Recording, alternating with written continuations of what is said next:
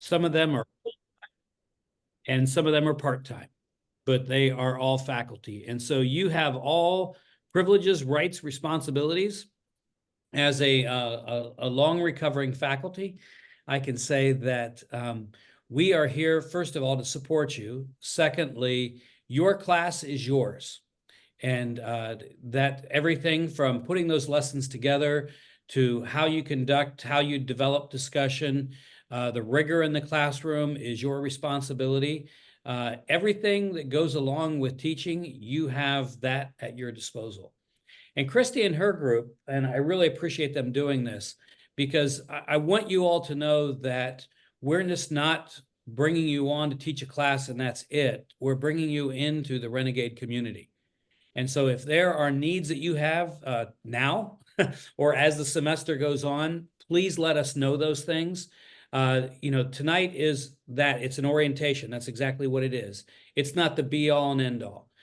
Throughout my entire career of teaching, and that includes to today, I am still learning and revisiting the decisions I make and the craft that is teaching. And so take advantage of the professional development opportunities throughout the year. And also don't hesitate to raise your hand. Whether that's to Christy and the professional development group, whether that's to your chair, to your dean, or whether it's to me. We want to make sure that you have everything that you need in order to succeed this year. Because at the end of the day, our mission is about our students. And candidly, I don't expect there to be any drop off in quality from any of our instructors. I expect to be able to walk into any class and see the same level of rigor, the same degree of rapport building with students, and that same thrill that comes from being in an educational classroom. And I know Christy has questions planned for later on. I wanted to make a brief introduction and use my remaining 4 minutes to answer any questions you may have of me. And so I'll let Christy facilitate that if there are, and if there aren't, then I'll give you a welcome and wish you the best on the year. Now's your chance. Do you have any questions? There are other chances. We also have faculty meet and greet I think it's the first Friday or thereabouts of each month. Second Friday of every month from 10:30 to 11:30. So he always holds those meetings. You can join in person or on Zoom. Dr. Flagger is also open to emails. If sometimes after, in the moment, you're like, I don't have it. But afterwards, you're like, I wish I had asked. He would be very happy to answer your emails as well. Very much so. So Dr. Flagger, I do not see any questions.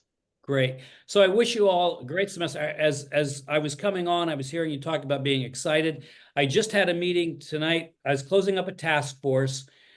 We stood up a task force last week just to prepare resources and education for our students so we could support them. Last week, we had some activity with Customs and Border Patrol. So we want to make sure that we get that information out and everybody understands what their rights. But I was just sharing with that group that how excited I am for next week, because, you often hear the church say, church isn't church when everybody's in it. Church is church when everybody's out there.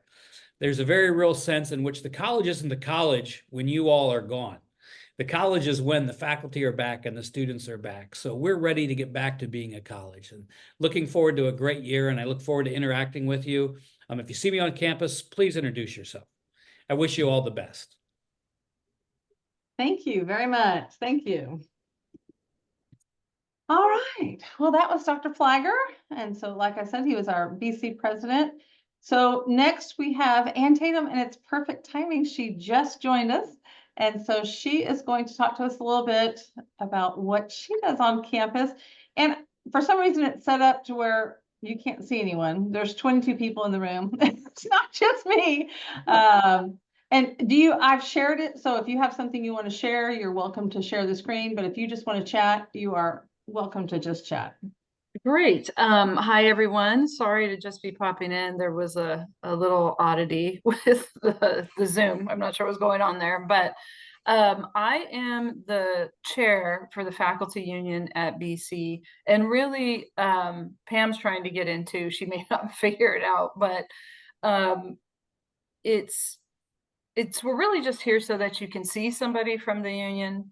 We do cover adjuncts, and so that's really the main takeaway there. If you have any questions about anything, any concerns about anything, you are more than welcome to reach out to any of us. You can see my name right on there. You can find it in email. If you are interested in a copy of the contract, you can let me know and I can help you get that. Or you can go visit our website, which is kccdcca.com,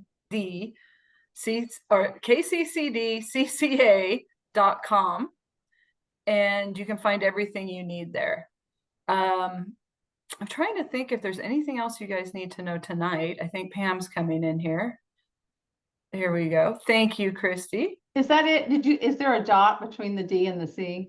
No, Oh, okay. Let me try it one more time. yeah. Great, thank you. And we do have a couple of adjunct representatives. One of them's been out a little bit with some illness, but the other one's still around. So we have Justin Bell from BC, and then we also have Maribel Montelago from BC. And everything that's in the contract covers you all. It explains how your evaluations are done. I think I see some names I recognize, so some of you have already heard all this stuff before. But again, for any of you who are new, feel free to reach out. Pam, I just did a quick overview. I don't know if you want to introduce yourself real quickly. Thank you. Hello, everyone. Sorry I was late, and welcome aboard. Okay. So I don't know, we don't really have anything else to add. Everything else is way too complicated to go into in 5 minutes. But unless there are any questions out there for anybody, from anybody. Really too, I just want to say both these ladies are super helpful and easy to talk to. And even if they don't know the answer, they'll look it up and work through the problem with you. Or sometimes if you ask a question, they're like, huh, never had that problem before. They'll kind of help you think it through and what we need to do or how we can approach it going forward. This should not be someone that you go talk to when you're mad or at the last resort, or, I'm finally at the end of my rope. As soon as something's happening and you're like, huh, is that right? Go talk to them and ask a question. And I'm saying this as a dean. Like I go talk to them and say, hey, what do you guys think about this? So it's good to keep an open dialogue, and it's good to hear someone else's opinion sometimes, because within our own departments, we kind of do things certain ways. And sometimes it's nice to hear how other areas handle different situations. Thank you, Christy. Yes, Sure. Thank you for the endorsement. That's wonderful. Yep, it's a problem-solving job is what we have here. So if any problems come up or you have questions, just let us know. All right. Are there any questions for these ladies before we move on to OER? Speak now, or I'm going to send them away. All right, ladies, thank you very much for joining us. I appreciate you guys coming to say hello. Thanks a lot. Have a good evening, everybody, and a great semester. Bye-bye. Thank you. Bye. All right, so next we're going to do OER, and just Miss Joey Merritt is going to tell us what that means and how it works and what she can do to help us. Lots of things we can do. How many of you guys are familiar with OER? It's open educational resources, free textbooks for students. It's really kind of cool stuff. So I want to do a quick introduction. I'm Joey Merritt. I'm an adjunct, and I have to tell you that I have never felt so welcome as an adjunct as I have at BC. I've worked a lot of adjunct jobs, and I'm amazed every day at the amount of communication and how well people work together here. It's really exciting, and not just because my dean is in the room. I would say that without my dean in the room. So I've been doing OER for about 10 years or so. I've been a librarian for about 22 years. And I discovered OER because I was doing a second master's in instructional design, and I was buying books that I never opened. And I hadn't really given that a whole lot of thought until I had to buy books for online classes. So I started researching it, and it's really kind of the Wild West, not as much Wild West as it used to be. But open educational resources are anything you use that are free to students that you can adapt for your course. It's a little more complicated than that, but not a whole lot. There are other resources, ZTC, which would be library resources, which you can use in your courses. We pay for databases. We pay for ebooks. Almost all the books we purchase, ebooks we purchase are unlimited users, so you don't have to worry about using what is a textbook or a reading and then having students not be able to access it. There's some open access materials, lots of stuff that's available. I'm the OER librarian, switch hats. And I'm here to help you find material. If you want to change textbooks, that's great. If you're just looking for a YouTube video, or you're just looking for some assignments, or you're just looking for something to kind of supplement your course, I'm the one to talk to as well. Because OER could be a YouTube video, it could be a TED Talk, it could be anything that's not copywritten, could be public domain. You can pull those into your courses and I can help you figure out fair use and how copyright works as well. That can be a little complicated. We've had a couple of really great successes in the last few months. We had 2 faculty who have remixed LibreText books. So now we have 2 books under BC faculty name that are available for somebody else to use. And we've got a 3rd one that we're working on. And I spoke to an art instructor today who's thinking that maybe he would be interested in remixing a book. So we've got lots of stuff out there and there's so much to learn. I'm going to share my screen because I want to show a couple of LibGuides because I think that this will give you some information that will help kind of understand a little bit more about what it is and how to find it. So we've got some LibGuides and I will put the links in the chat in case anybody is interested in looking at them. Will you tell us, what does LibGuide mean? LibGuide, okay, LibGuide is a specialized website that is put together by librarians for you guys to use. It could be an OER Matters like this one that talks about why we would want to use it, OER. It could easily be a website that looks like this that you could use for an English class or a history class. It's designed to help faculty kind of gather all of the resources they might need into one space without dropping them into Canvas. Typically, it's used for library resources. If we would have books that we would recommend, if you would like to have one that talks about how to do an MLA citation, an APA citation, how to search, how to evaluate websites. These are these specialized websites that we librarians love to create for you. And any one of us can do this, so please reach out. This is part of what we do. So we've got this particular LibGuide, and it just talks a little bit about why OER matters. And one of the things that we hear about often is, how does OER work with articulation? Can you use an OER book if the class is going to transfer to UC or CSU? Yes, there are some rules you have to follow, but there are no rules out there that say you must use a print book. Okay, books has to be a textbook and it has to meet the transfer requirements, but doesn't necessarily have to be a print textbook. Most OER books that you would use do have low-cost printing available, so that if a student, say, does want to print an OpenStax math book, maybe it's $30 and it's printed at cost. And I think our bookstore probably does that as well. So lots of different kinds of materials that are out there. You guys can look at all of these things later. We can talk about what type of OER do you need. That whole scary thing about fair use, what is it, what isn't it? Lots about copyright. We have a whole guide about copyright. So when you start looking at things and you're confused, please reach out, because this is what we do, is help you determine what you can use and how you can use it. Some things like public domain, you can use all the time. Creative Commons is an overlay on copyright that makes things free for you guys to use. But what I really wanted to talk about was this LibGuide that actually has resources for you guys. A little bit about what it is, what it isn't, some of the same tabs. What are these things? What is Creative Commons licensing? How do you choose your OER? But really what I want to look at is this OER by disciplines. And I'm just going to pull, I was talking to a history instructor today, so I'm just going to pull the history one. this looks really complicated because we have lots of different history courses that we teach. But these are a place to start your search through the OER Commons, which is a listing of places to find OER material.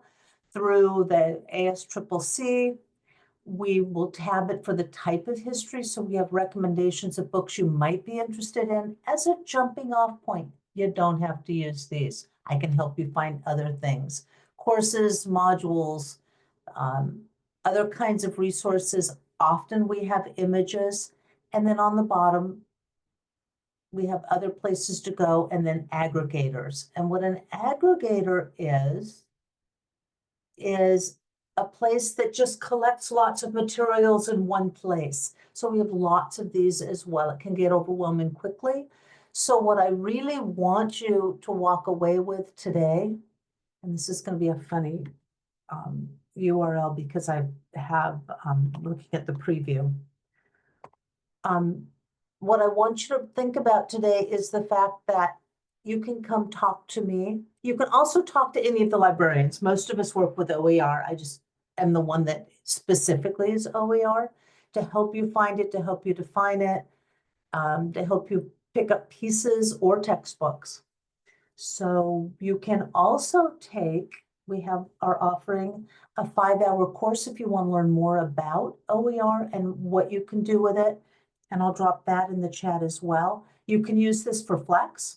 So if you're needing, I don't know what the Flex requirement for adjuncts are, but if you're needing Flex, it's a great way to go. If you just are interested in learning more about OER, please drop in. It's asynchronous.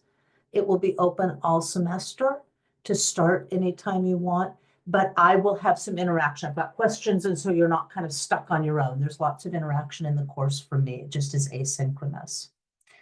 So does anybody have any questions?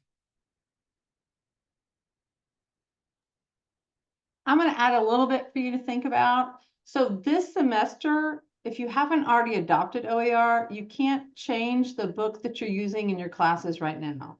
You have to, it's actually, I think it's Title V, but there's a federal law that you have to publish the book that is associated with the class at least 30 days before the class begins. So you cannot change books now. However, you can start researching what you want to do next semester, or you can always add to, especially if it's a free resource. So I teach child development and psychology kinds of classes. So if I'm teaching a parenting chapter, but I don't really love how this book covers parenting, there's nothing that says I can't go add more resources or add outside tools to my Canvas shell to supplement what the book already has. That's completely acceptable. But what many people will do is once you know from your department chair or your dean what you're going to teach next semester, start thinking about how you want to make modifications and make those changes.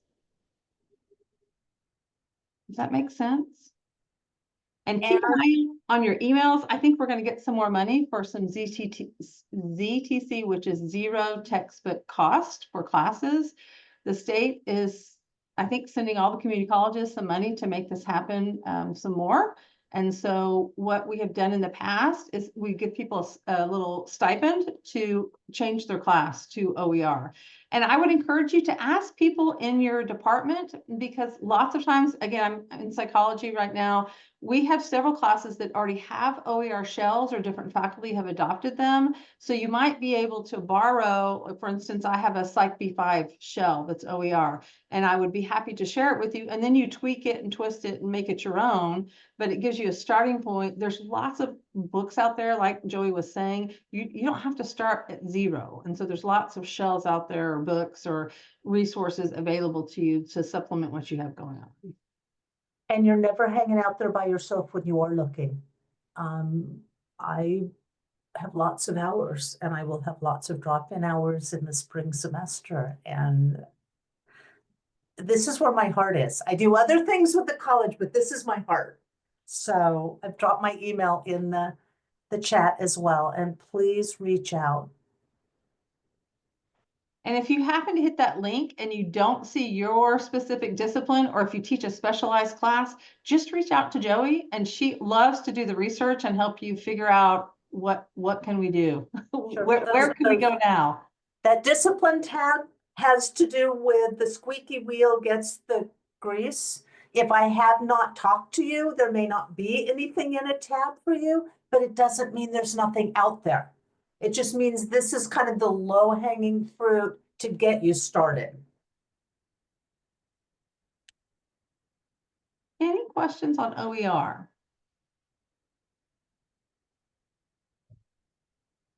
I see a hand clap from Andrea, but I don't think that's a question.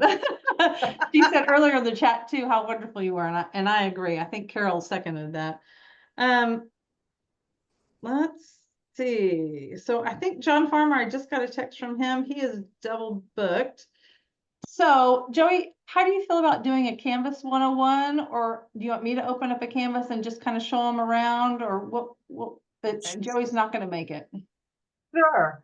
Actually, let me see what I've got open. I've been working on the Canvas teaching crash course for spring of 25. Let me actually share my screen and let's talk a We little might bit. ask first too, how many of you are first time Canvas users? Just to kind of give us an idea of how many are brand new, because I see several that I know have taught before on Canvas. So maybe no one is brand new.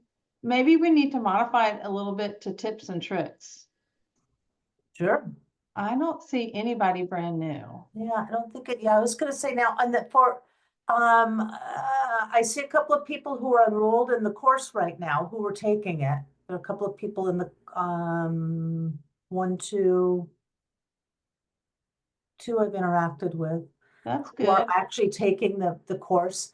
Basically, what Canvas does for us is it creates a way for us to put all of our material for an online class or a face-to-face class if you choose to also have a Canvas presence.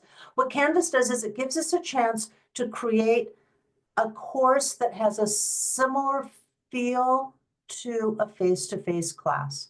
You can drop your lectures in, you can drop your homework in, you do your grades there. And in Canvas, you're really trying very much to make a learning community. And that's really what it's designed to do. I want to share this for just a second, because I think that if I do, it'll make a little bit more sense as I talk totally off the cuff. So forgive me Sorry, if I sound literally like just got the text. Yeah, Yeah. sorry. Thank you, Joey. We'll wing it together. Yeah, we will wing this together. Let me share my screen. And I see some experienced folks in here too. So as we're doing tips and tricks, if you want to pipe up and tell us things that you like, I will tell you one of the favorite things I learned is on grades. So when I have a quiz, let's say I have a quiz due Friday, I always check on Thursday afternoon, and you can go into grades and message students who, and I choose students who have not submitted the quiz yet and send them a general reminder. Don't forget, this is a friendly reminder that your quiz is due on Friday.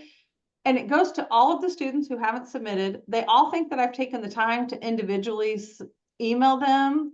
And I get so many more students submitting those quizzes when I give them the reminder. You shouldn't have to do it. I know the grown-ups, but they're just like us. Life happens. And so the reminder helps. Absolutely, absolutely. And the other thing that helps when you're working with students is the more detailed the response on their assignment is, the better students will do. If you just say, good job, and move on, they don't always feel like they're involved, because the struggle that we have with an online class is creating that sense of community. And that sense of community is what keeps students enrolled in our online classes. It's not just the material. It's really part much of more the intrusive than experience. face-to-face. Yes, it's the experience. And so when you're looking at putting together a class, you need to make it easy to access and easy to move around. Lots of things, because I'm editing this class, there are lots of things that will show that wouldn't show in a regular course. But you've got modules, and there are some tricks with modules that you can do that will help make life a little bit easier for students as well. One of the things is to create some kind of a module zero, some sort of an introduction zero. Many of our students think that they can write their papers on their telephones and not actually on a computer or a laptop or some larger screen to work with. Makes it a little bit difficult. So if you can put out for your students, not just welcome, which is important, not just course objectives, but what kind of technology requirements do they need for the class? What do they need to know for the class as that zero module? Because that zero module really sets the stage, and then you don't get 2 weeks past module 1 and a student says, oh, but I can't open Zoom, or I don't know how to make, I don't know how to open a letter, or I don't know how to do an email, because it kind of gives you that beginning requirement. And that's, And if you're not using modules, I'm going to strongly encourage you to use modules. I Yes. still will see a few classes where they just load in assignments and lectures in one giant long list. That's really research wise, that's very difficult for students to organize and to utilize. And modules, you get to decide. I like to organize mine by weeks, but some people will do it by topics or chapters or whatever, and it doesn't matter. But think about grouping things that go together in the order in which you want students to see them. absolutely. Because one of, and actually that goes to the online teaching principles that we're going to talk about later, and maybe we'll all jam it into one, one presentation Yeah. here. One of the things that really is important is that we reduce the cognitive load of students when they get into a course. We want students to be able to go in and navigate the course without having to figure out how to navigate the course. We want them to interact with the material. We don't want them to get lost in the how.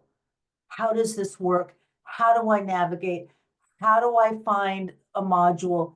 How do I find my assignments? We want them to be able to go in and just interact with the assignments, with this, with other students, with the regular substantive contact that you guys have to have with them, and not have to figure out the system.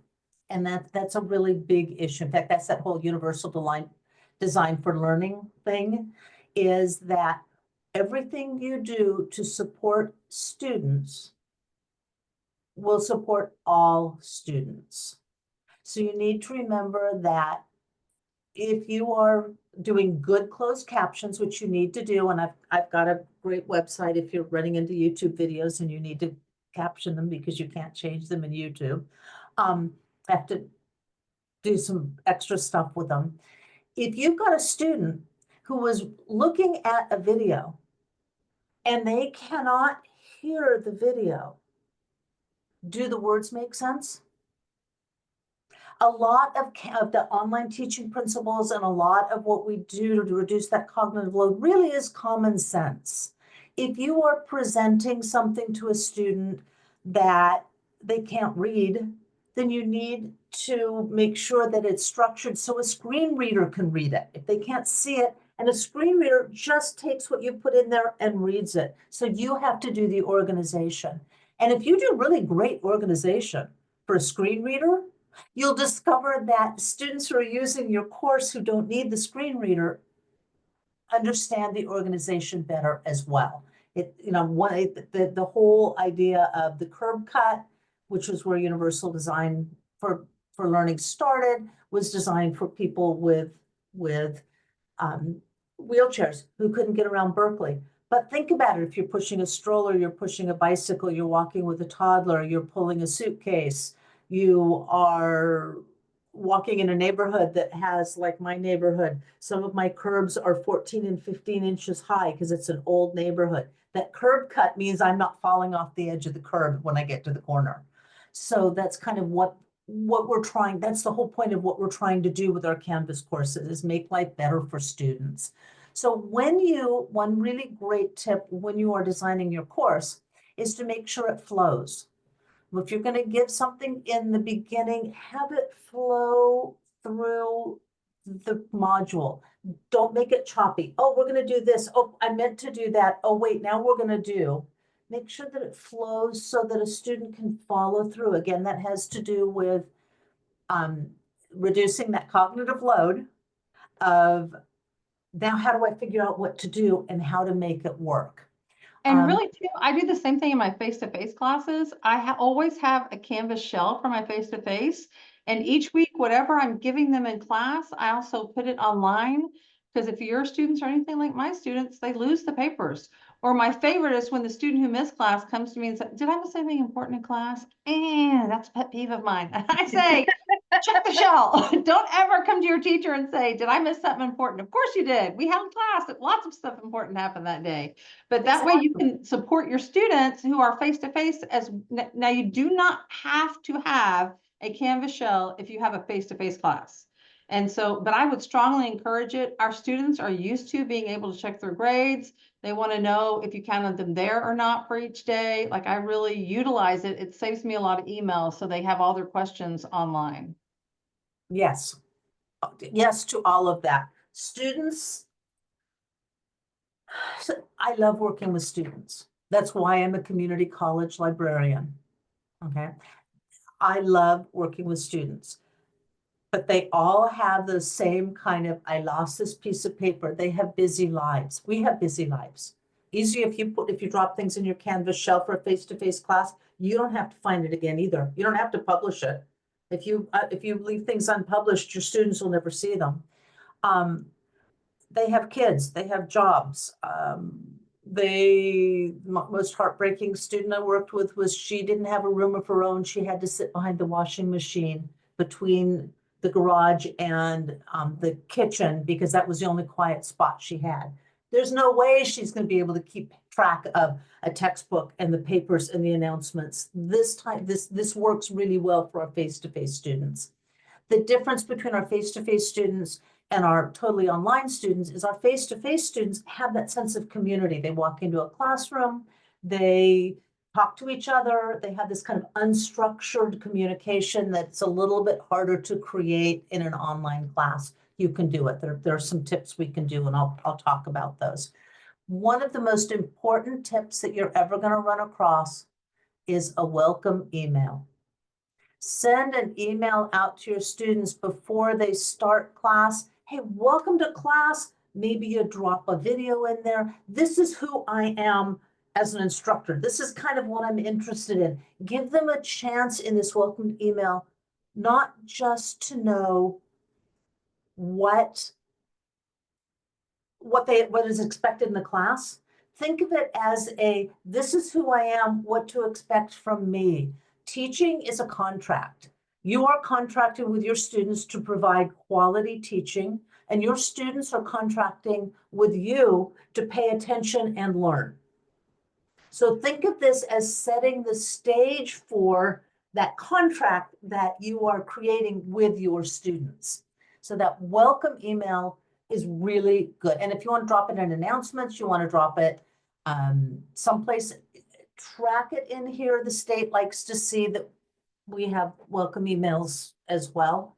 Good idea to track everything you do in Canvas.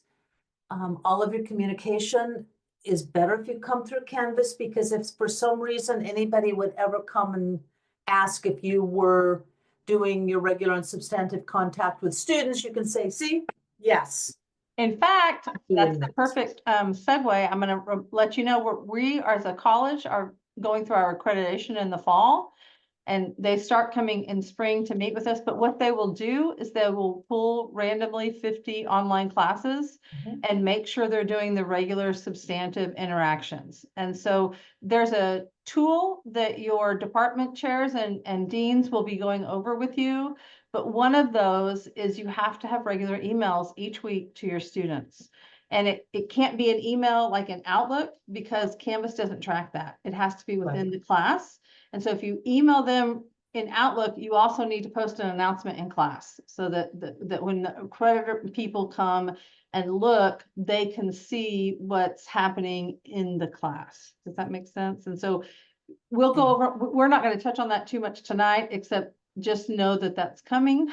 And so don't be surprised when your chairs and deans are talking about it. And having sat on an accreditation team, you have to assume the accreditation team is just like one of your students. If you don't have it in your shell, they're not gonna see it. If Right, it this didn't is happen. not in your shell, your students aren't gonna see it. So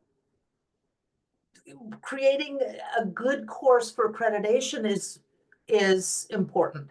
Your deans do not automatically have access to all of your courses. That's something you have to grant. But there's no reason why you might not allow some limited contact if you have a question, but we'll talk about that when we get to the whole accessibility piece, because that whole accessibility piece is a new challenge that we have because we need to make all of our courses accessible now. We have been working on it for a long time and now we've got a deadline. That's my other hat. Okay, got my email. You have accessibility questions, email me.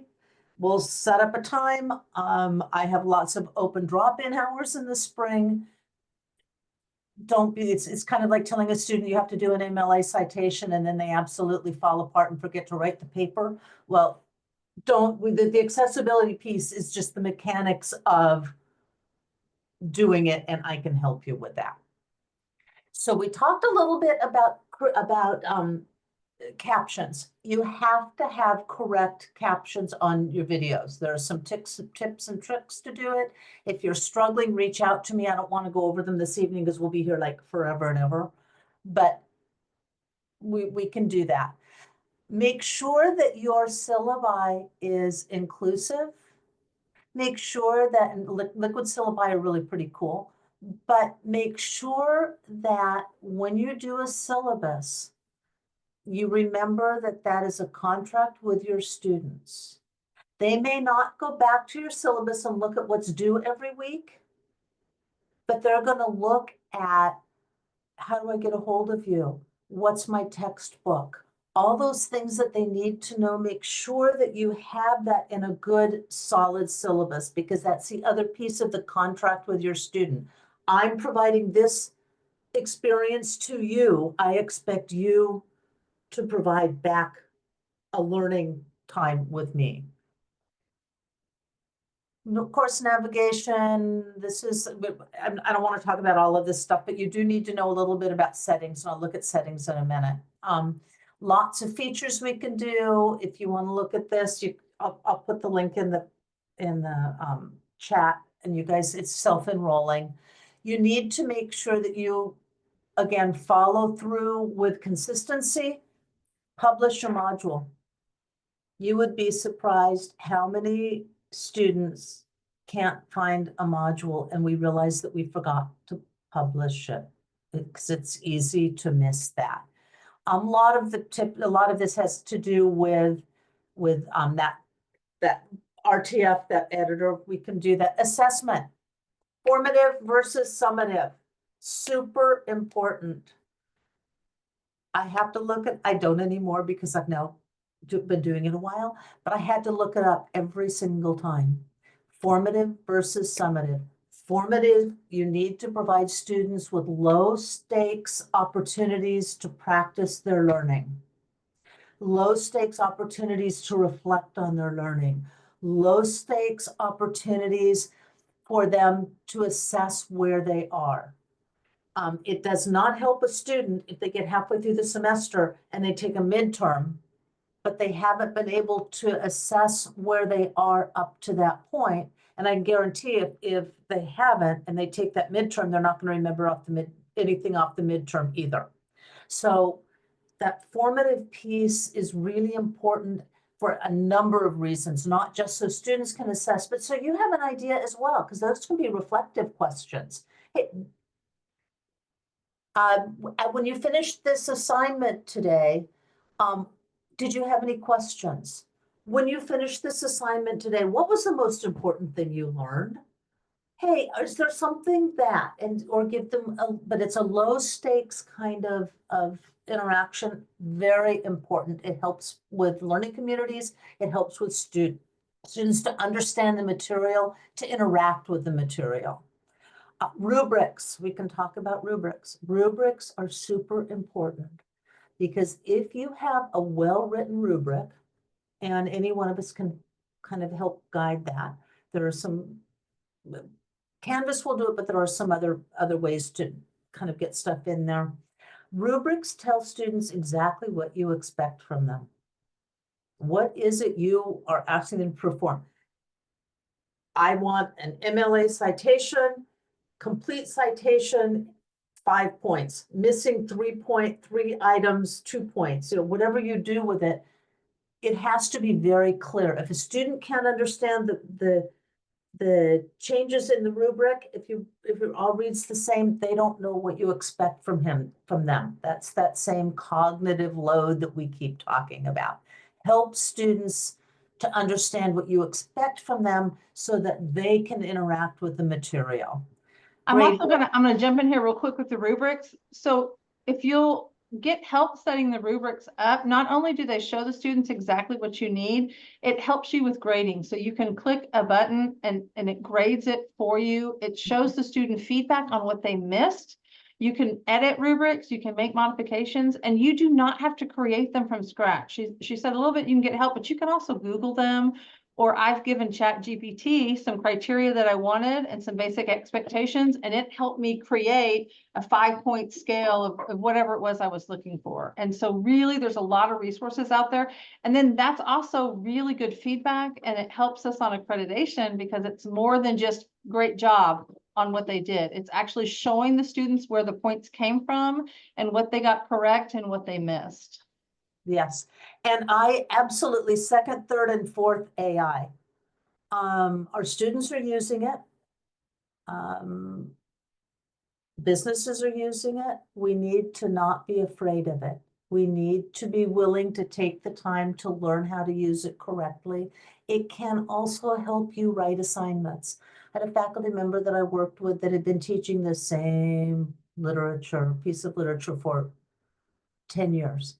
And he said, I've got to do something else. He actually said, I need 3 new assignments on that, and came up with some great ideas. It's a great place to shop for ideas. It's a great place to help craft things. Rubrics are great in there. It will help you get some other ideas for assignments, for quizzes, for research papers. Also, though, be aware, this was the first time this semester I'd heard of this. There are, what are the add-ons on websites? But anyway, it's an add-on on the website that when you're in Google and they pull up their quiz, if you just have multiple choice questions, guess what? AI can read them and answer them for the students. Yep. So you've got to change somehow you're writing tests, or you've got to pay attention to what's happening, maybe change questions, have test banks. If you have a 50-point test and your students are finishing it in 2 minutes, AI is doing that test for them 100%. And so just be aware that while AI is very helpful to us, it's also helping the students maybe in ways we don't want it to. And so we have to be smarter in how we're creating our tests, or how we're, instead of giving a multiple choice test, maybe you have a short paper that you want them to write, or maybe you want them to create a test instead of take a test. Think about ways to test their knowledge that are different than what we typically have always done. Yes, absolutely. Think of it as another tool in your tool belt, and not as I don't want my students to use this because it's too late. They're already doing it. I don't know if you've had students who've turned in papers where they forgot to take off this was written by an AI on the bottom, but that happens a lot. AI can't be copywritten. So if they're using AI, there's no way for them to cite it. So you kind of need to pay a little bit more attention as well to writing style. But that, you guys are already instructors. I don't need to tell you any of that. You figured all of that out. That's why you're where you are. Regular and substantive contact. Create a learning community. Okay. Regular substantive contact is not just from you to your students. I will, here's my email. I have office hours at 2 o'clock on Tuesdays. I will respond within 48 hours on any assignment. That's a good beginning on that regular substantive contact, because that gives your students the way to know to talk to you and you have to be available, but you have to make sure that you are also reaching out to your students. Maybe a weekly email, maybe you're doing, and lots of ways you can do it. Maybe you are giving video or recorded feedback on homework rather than just saying, good job. Speaking of accessibility, those quick videos that you drop in homework, if you are not going to close caption them, and they're paid to do if you're just doing a 30-second video, make an announcement and put it in your syllabus that recorded video feedback on your homework is not going to have closed captions. And if a student has an issue with that, please reach out. That's kind of the easiest way to do that. It takes a very long time to close caption a 45-second video or a 1-minute video, much more time than it may be worth doing, since you're not going to be using it again. Make sure your students know it's not going to be closed caption. But that's another way to reach out to your students. Maybe you make it a point to have some interaction with you every week. Maybe you create a discussion board and you pop in regularly on that discussion board to respond to students. That's a good way to do that regular and substantive contact as well. It has to be frequent and it has to be consistent.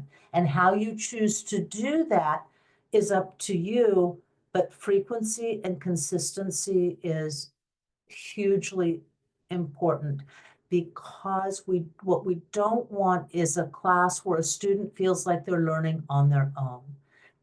You would never walk into a face-to-face classroom and run a PowerPoint on the screen and sit in the back row and read your book. Okay, if you don't have regular and substantive contact, that's what it feels like to a student. That PowerPoint's running in the background or that lecture's running in the background, but you're not there. So think of it as a common sense. If you were in the classroom, what would you do to make sure that you were interacting with students? Then translate that to what you're doing in your course. You need to have student-to-student contact. You need both structured and unstructured student-to-student contact. Unstructured, maybe you've got a Q&A cafe. Maybe we don't have Pronto, but maybe you've got a Q&A cafe. Maybe you've got a discussion board where students can talk to each other that you don't facilitate, you don't monitor any more than you would monitor conversations between your students in the classroom. If you have 3 students in the back of your classroom that walk in and they have this conversation about what happened in the club last night, you're not going to step into that conversation and say, you went to the club? That's creating conversations between them. And so you want to kind of create an unstructured space for students to talk as well, where you're not monitoring it. And then make it clear to students that you're not monitoring it. It also is tricky because I know some of you have started using Discord or other social media. Again, it's great and students get in there. However, you cannot show in your Canvas shell that you've created that space. So you must also, if it's a completely online class, you must also have the space in Canvas. Yes. And Canvas will not allow you to open a link within a link. Right. So if you are creating a page that links out, you can do that. But if you are creating a page that you're expecting to open inside Canvas, that gets a little wonky. So Discord and Slack and some of those other sites are a little bit wonky to try to use in Canvas. There may be some ways to do it. If that's something that you're dying to do, talk to me, talk to John, talk to Matt. We'll see if we can figure out a way to make that space work. I don't know off the top of my head. I'm still learning every day. And when you guys call and reach out and ask questions, I'm learning from you every day. That's what makes my job fun. We've got some Canvas best practices. And I know I'm going through this course, but There are some things that you can do. Allow threaded threaded replies. That's a check mark in your discussion. Don't forget that check mark. We often require that users post before seeing replies. That's always a really great way to go. But there are some things where discussions don't do so well. If you have too many discussion boards, you know, that becomes a problem. If you are creating opinion-based prompts, don't. Because if you're creating opinion-based prompts, you are setting up a chance for students, especially in the, can I say this, the political space in which we're living right now, to go head to head over things that you really don't want them to deal with. Don't do leading prompts. Don't, you know, a prompt that kind of is begging the answer. You want to have those open-ended prompts. Unenforced due dates. Okay, that's a problem.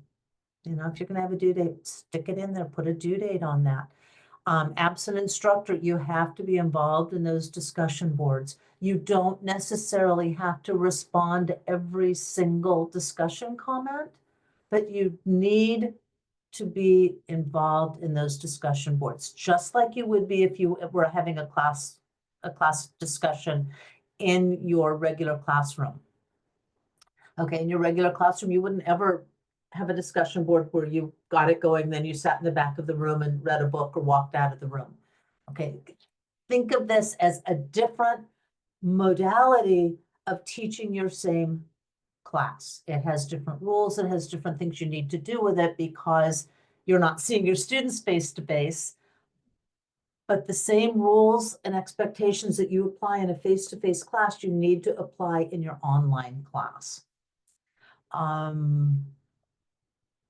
I can make everybody dizzy because I'll spin down to the bottom. You guys can, you know, you guys can close these, right? If you hadn't figured that out, so it's not quite so crazy making. And that leads us to the last piece, which is accessibility.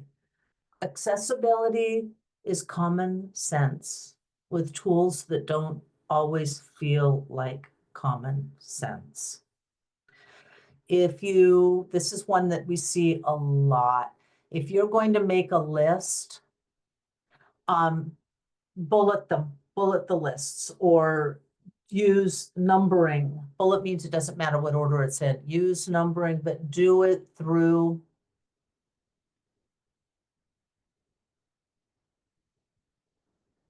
give it a minute to come up. Do it through here.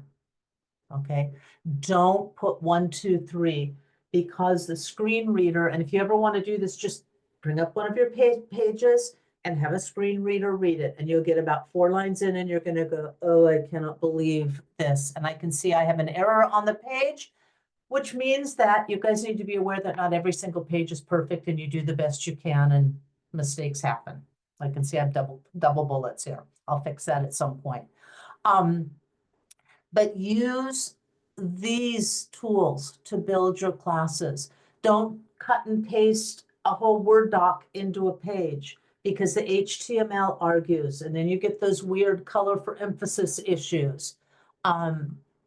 You can upload media, lots of things. It looks a whole awful lot, actually, like a Word document, except this one's a little bit different. This is where you would put in a Canvas Studio video or whatever other apps you may be using. Use these tools. If you create a table from here, you will have the headings that you need. You'll have the column headings. You'll have the header, the headings correct. You won't get the error messages that say no headers, and then you have to figure out how to fix them. Use these tools. That's probably the biggest tip, is use these tools. When you create a page, see that little guy at the bottom with his arms out? Run that on every page. Okay, when you get finished with that, see this accessibility guide down here? Run this accessibility guide on every page, because this Pope Tech at the bottom will not only tell you what's wrong, it'll fix it. It'll show you, it'll let you fix it. So I'm not gonna run that right now. So remember that more than anything, teaching online is common sense. If you can do it in your online classroom, figure out how to do it. If you can do it on face-to-face, figure out how to do it in an online. Christy, do you think I missed anything? I Now, think that any probably questions more on depth. Canvas or on online teaching help? Excuse me? I was asking the group if they have any questions for you. Anything that you were hoping we would talk about on Canvas or in online teaching that we haven't talked about? Didn't mean to do that. If No. you are interested in taking this class, I've dropped it into the chat, 5 hours good for Flex. I know that it sounds like I'm trying to teach my own classes, but they're out there and they're available to you. Lots of accessibility, little, 2 and 3 hour, 4 hour accessibility courses we can recommend. So I'm gonna shift gears if we think we're finished with Canvas and online stuff, and I'm gonna talk about some just general things you need to know. First, please. Bow Oh out. yeah. Bye, Joe. Thank you, thank you, thank you. You're wonderful. Thank you. Please, please, please check your email. The people that you for sure need to read emails from are your dean and your department chair. You need to know who recognize those names, or if Jessica Vodacek or Jerry Flagger sends out an email. That's the vice president of instruction and your president. They will occasionally send out information. Please read those. I know that BC sends a lot of emails, the cafeteria sends emails, everyone sends emails. The most important ones, though, make sure to pay attention from your dean, your department chair, the president, and the VPI. Those are the most important ones to pay attention to. There's a lot happening right now, so you will get an email, I think tomorrow or maybe early next week, but there has been some action on the news, like ICE has been here taking some folks. And we have already had students responding that they're nervous.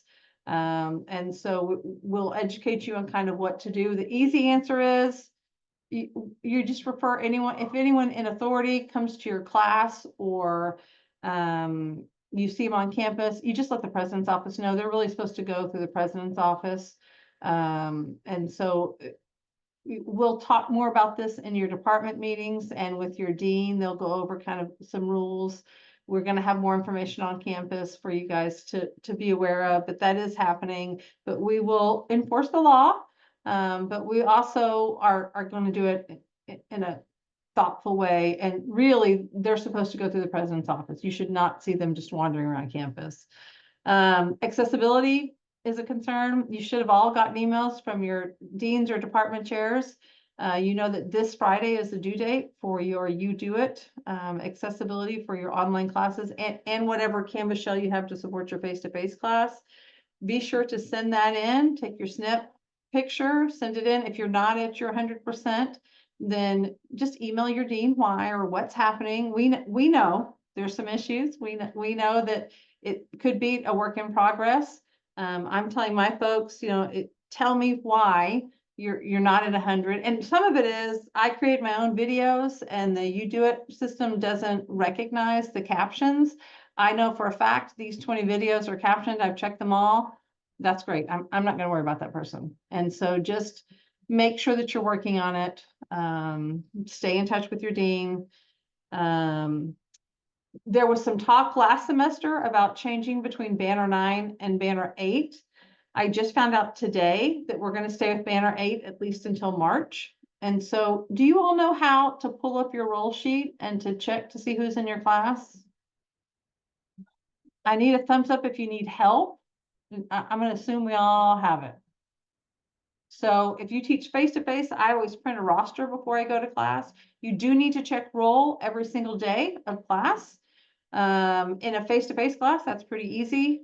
Some of my classes though would have 90 students. And so the first day I actually call everyone's name because I want them to tell me whatever preferred name they'd rather me call them by. Then after that, I'll have a little index card or something where they write, I have a question of the day. And so they have to write an answer in their name and then they submit those. So I don't have to spend 10 minutes checking roll, but it still encourages people to be there because they don't get those points if they're not there to submit that card. Okay, what else? Basics. Oh, online classes. You have to have something that your students do the first week. And so for online classes, how at BC, how we define participation is they submitted something.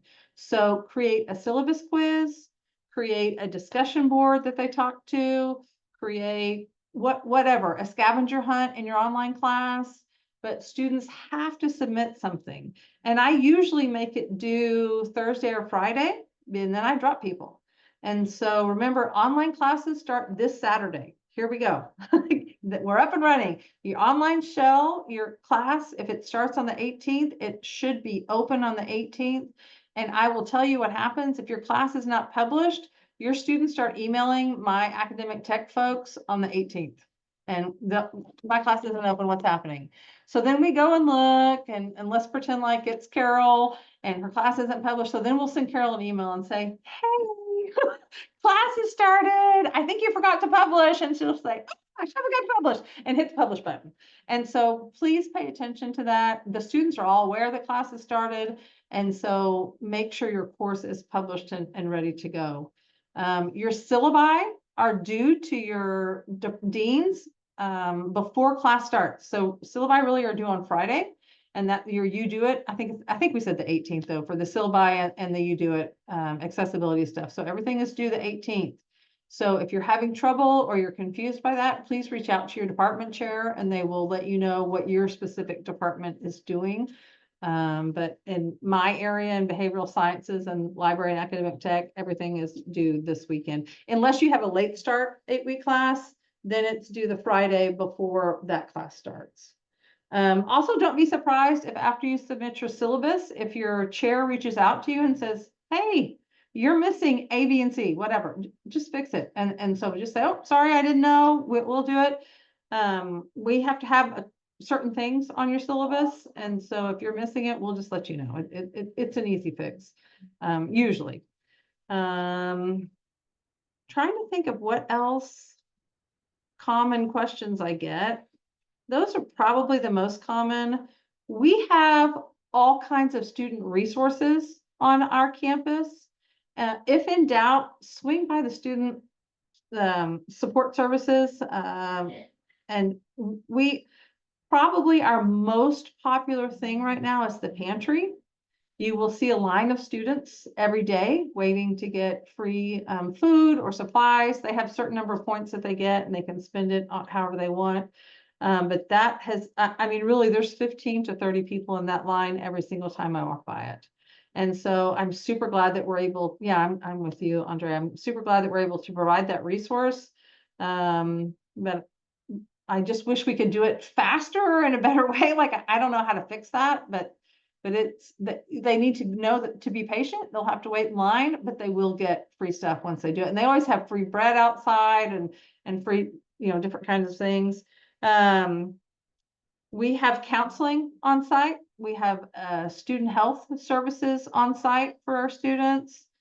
We give bus passes to students. I mean, we really try to help our students in lots of different ways. So if you have a student, in fact, last year I had one of my faculty reached out to me and she said, I have a student dropping class. She has an A, but she lost her job and she doesn't have gas money anymore. They found gas cards to give that student so she could come back and forth to class. And so really be in touch with your students. And if we can help them, we really want to help them. I think that's it. Arvin is opening. Yay! We're going to have a site at Arvin. It opens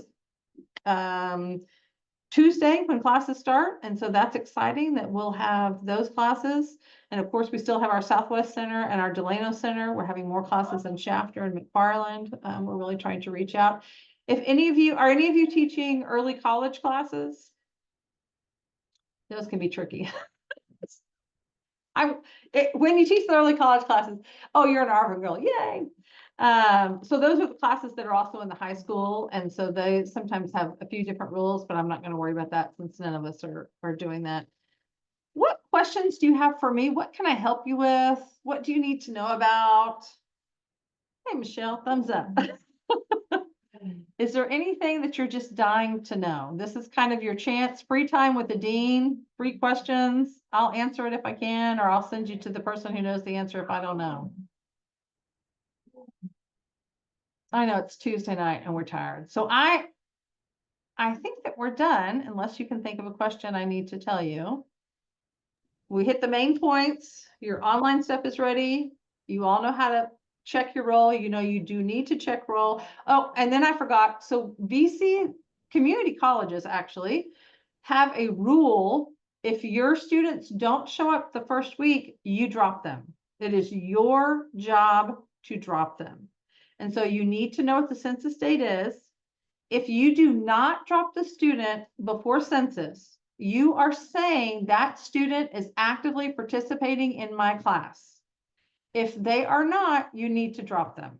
It's very easy to add them back. Because I will tell you what's happened before is I've dropped students literally the day I drop them. They email me and say, oh my gosh, I forgot to go to your online class. I didn't mean for you to drop me. And you can add them back in. It takes a couple of days because things have to be signed. We are responsible for dropping them before census. After census, so between census and the 60% day, you have the option. It's in the catalog that you can drop students who missed the equivalent of 2 weeks of class, but you don't have to. But if you're going to, be sure and have it in your syllabus that you're going to do that. Okay. And then the best way to find out about full-time positions.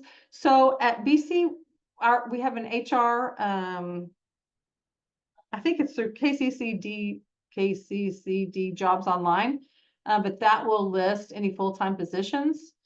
Andre, I know you're mine. We don't have any in my area yet. Oh, nothing happening yet.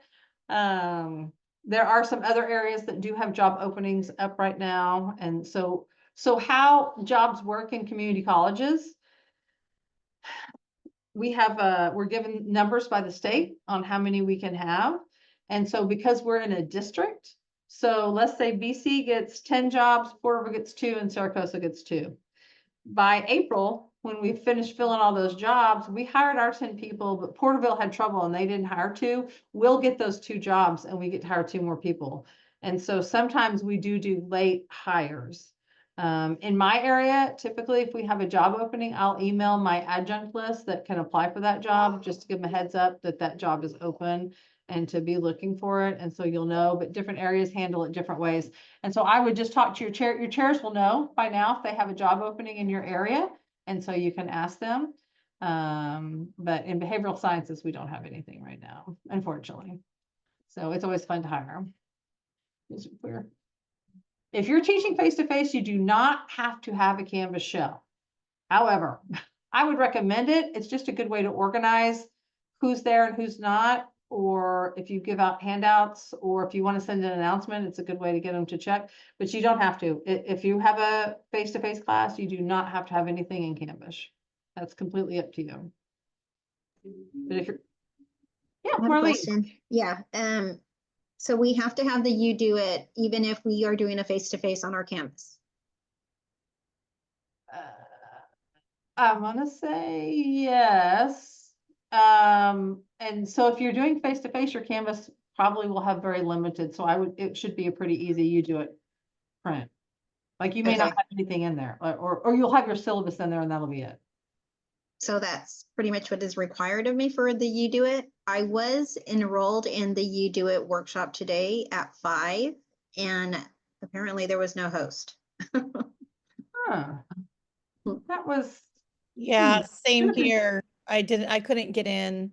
Yeah. And then I got an email right about before this meeting started with the link to the you do it. So oh, so the host was late. Okay. So, yeah, if you're teaching face-to-face, I would load my syllabus in there, and then I would print the you do it screen. I will tell you, as of about 4 o'clock this afternoon, you do it decided to take the percentages off of their dashboard.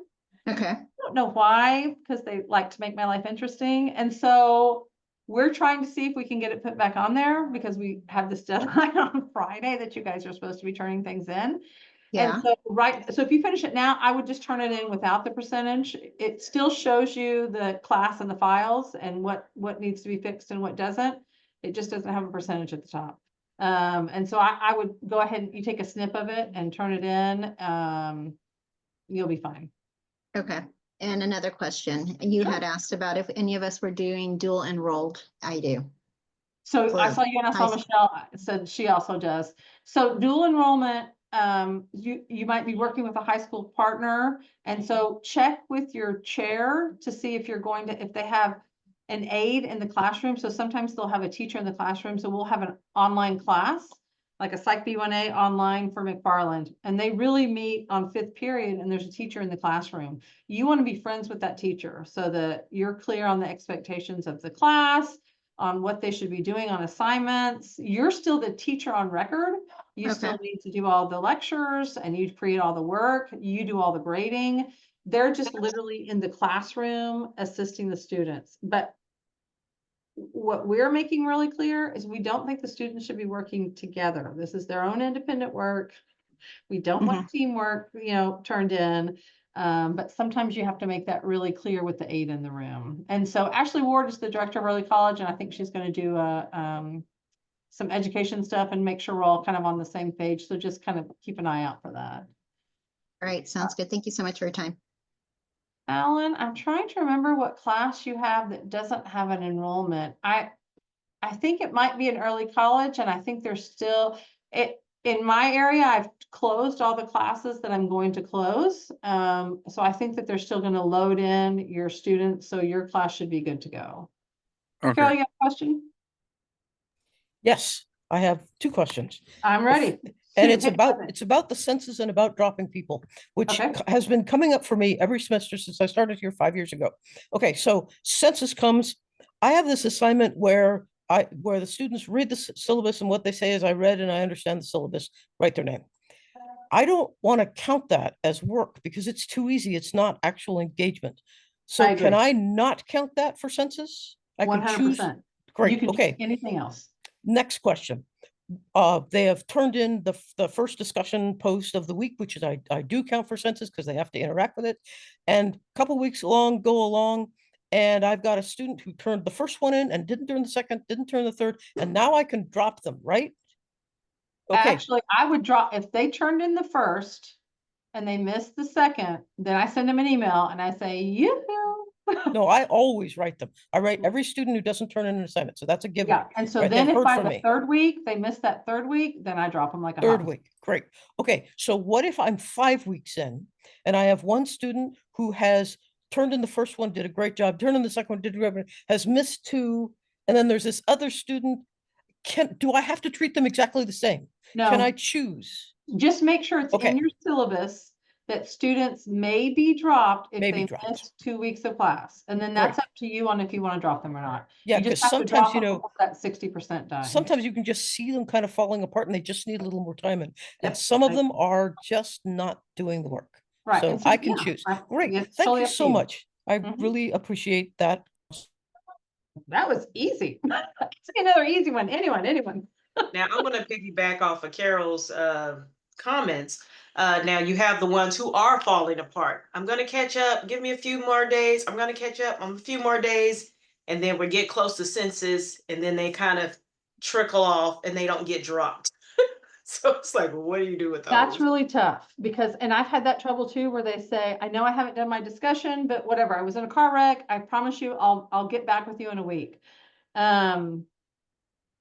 I would be really clear with them and say, I need you to turn something in by Friday at 5 o'clock or I will drop you. Like, I understand that you're having a hard time. Maybe now's not a good time for you to be in this class. Like, I totally get that you're struggling. Like, make it as nice as you can, but I would be really clear with a deadline. And if they can't make it, I would drop them. But again, it's up to you 100%. It's your choice. You're the professor. But you have to be able to defend, when you get 5 weeks in and they've submitted no work and you want to submit that drop paper to your chair and dean and they say, what the hey? Why didn't you drop them 5 weeks ago? You better be able to show some emails that they said I was in a car wreck, or here's the proof they were in the hospital. Like I was trying to be nice to them, but now it's really, they got to go. And so just document and be really clear, and two,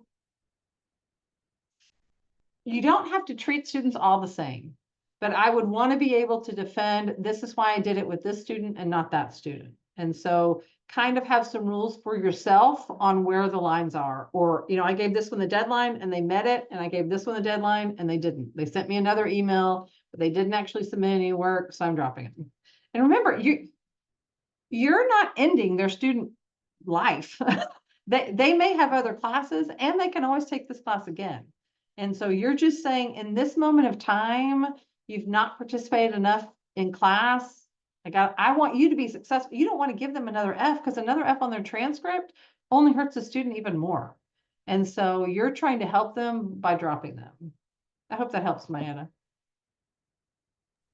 That helped me too. Yes, Thank you. in some sense. I know I had an athlete last semester, and she passed with a D by the skin of her teeth, but she was like, I don't want to drop. I don't want to drop. I'll do it.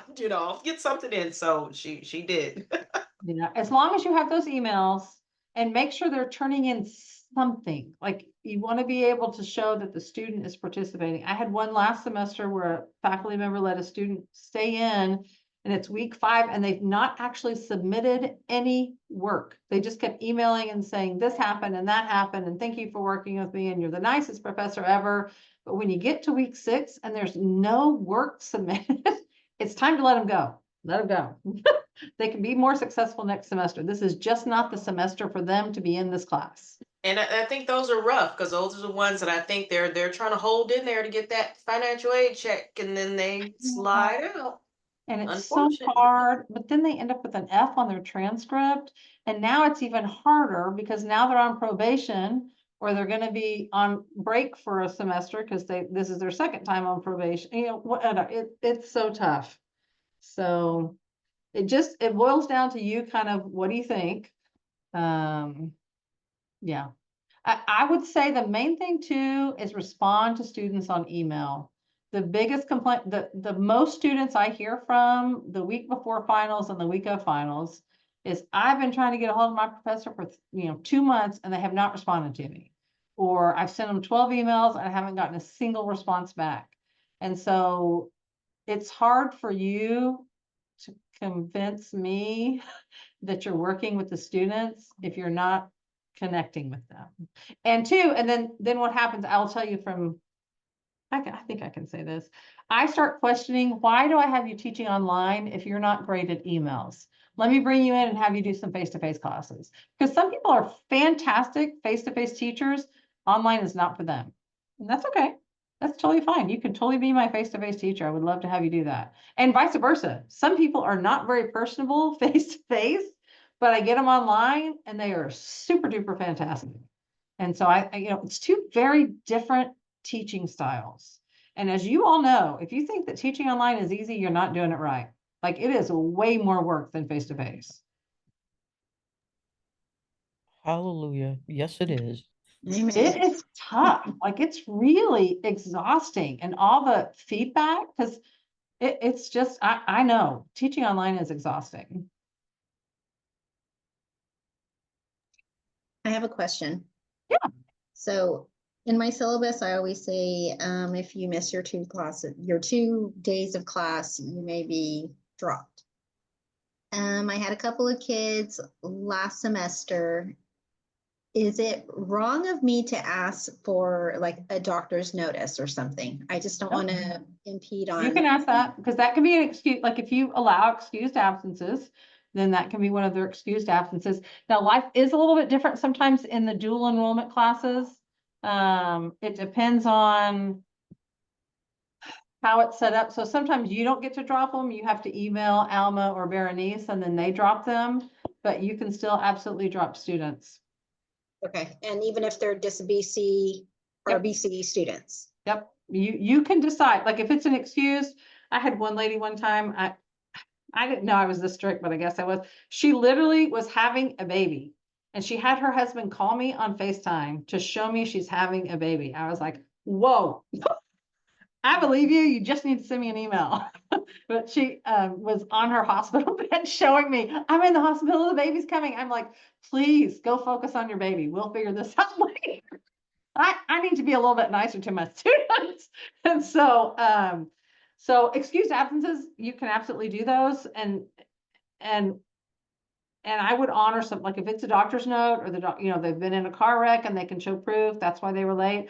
I would honor those, because if you say, no, I don't believe you, then they take it to our student services and complain, and they show that there's like the police report from the car wreck, you're gonna lose. And so do consider, how you can accommodate those students. Yeah, there was something else Okay. I was gonna say about early college and I forgot it. Thank you. I appreciate it. Yeah, sure. Oh, early college. If you should have a set day and time, and that should not change. If the school reaches out to you and says, hey, I know you're supposed to meet at 3, but we'd rather you come at 4. No, you're scheduled already, just like every other class at BC. You don't change your day and time. You get to stay when we told you we were going to do it. Okay, sounds good. Yeah. Any other questions? I have 2 questions again, sorry. You're totally fine. That's why we're here. So if I'm teaching early college at the Southwest campus, does that mean that that will be like a remote video type, or will the students come to me? No, they'll come to you. They'll be in class. They'll show up at BC Southwest. Okay. And then my other question is, I copied one of my old courses because I used the same textbook and didn't realize that I integrated because I had used MindTap last time and I integrated it again, but I'm not using MindTap this time. How do I need to just delete that in order to get the accessibility score? Yeah, just delete it. Delete it, start over? Oh, no, the whole class. No, can you just take the MindTap out of it? Like what is yeah. MindTap? It's just another platform it has all the test banks and where the ebook, but I did not pick the right ISBN. Oh, I got you. So, yeah, so they're So just you're just using the textbook, not the online testing system. yeah. So I think you can just unpublish all of like for Monday or, when class starts, I think you can just unpublish it. Is it throwing off your You Do It score? Is that what's happening? Yeah. So I would keep the shell. Can you just delete the tests and the links to the MindTap? Yeah, I'll try that. I'll try Yeah, that. that's what I would do. That way your shell is still set up because you're still going to cover each chapter in the order in which you thought you were going to cover it. You're just not going to use their tests. And so I would just delete all those links, go into each module and delete those. Okay. And then on one of my other courses, it's when I do the You Do It, you do the Pope accessibility, right? Yeah, either one is fine. Pope or You Do It. There's Okay. both. It's just it's just spinning. It's saying like it's not able to even score it. Are you finding that's happening? It happened to a couple people when we first started, but then if they let it run, it would like an hour and then it would stop. And so if you're still having that trouble, I would email Joey, who is just our presenter, and meet with her and let her look at it and see what's going on. Okay. All right, perfect. I'll do that tomorrow. Thank you. Oh, sure. Any other questions? Well, thank you very much. You can always email me. Sometimes I get a little bit behind on my emails. I'm on it this week, but as the semester goes, sometimes I'll get a little bit behind, but I'm happy to answer your emails. You also, I would encourage you to reach out to your own chairs and deans. They would be happy to answer your questions. I'm over behavioral sciences and the library and academic tech, so I'm happy to answer those kinds of questions. But really, if you email me and I don't know the answer, then I'll shoot you to the right person. And so I'm happy for you to start with me, and then I'll send you where you need to go. But I hope you all have a fantastic spring semester. I'm super excited and very glad that you came today. Thank you very much. Thank you so Thank much. you. This has been great. You're welcome. Thank you, Christy. You're welcome. Bye, Mayetta. Have a great semester. You too. Thank you. Julius, thanks for having your camera on. It's fun to have a face.